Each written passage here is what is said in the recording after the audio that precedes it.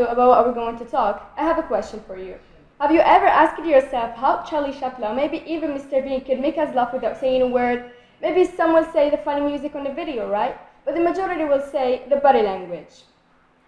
I'm Douae Benaissa, and in this video I'll be talking about the body language and how gestures speak louder than words, and how to make sure that both communications, it means gestures and words, are the same when you are speaking.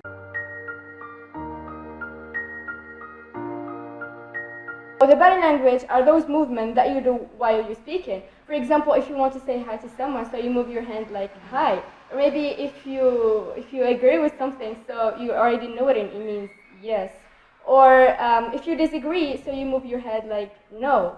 These are examples of gestures that make the listener understand more the message that you want to deliver to them, and they will understand it more that you say it with words. For example, when you are speaking like about the extinction of animals, and you want to say like, this is so terrible, we should stop it. If you say it like this, so, and you're moving your hands, this will make the listener and the audience more interested in what you say, and they will know that you are presenting for a purpose. In any meeting, we all know that connection becomes a bigger challenge. And we find a lot of people presented in a very good way, but they lack one important ingredient. Maybe the important ingredient in any presentation, it's authenticity.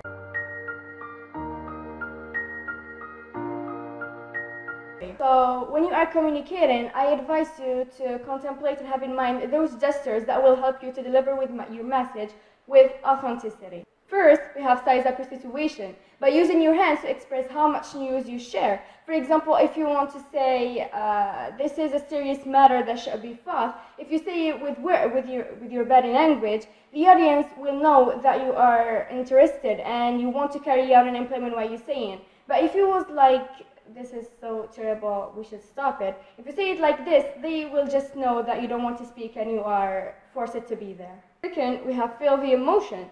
This is so simple, just put your hand over your heart. For example, instead of shaking, put your hand over your heart. Or maybe in our country, when we want to say that I'm good, we just put our hand over our heart. It means like, yeah, I'm good. So this simple gesture brings people in. Third, we have determined and excited.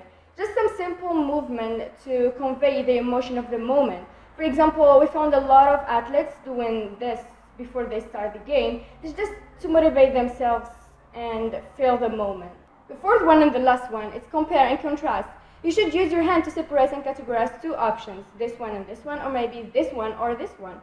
And this gesture will let the audience understand that there is two options to consider, this option and this option, maybe this option and this option. So before we finish, I just want to tell you that the body language is something very important in a presentation.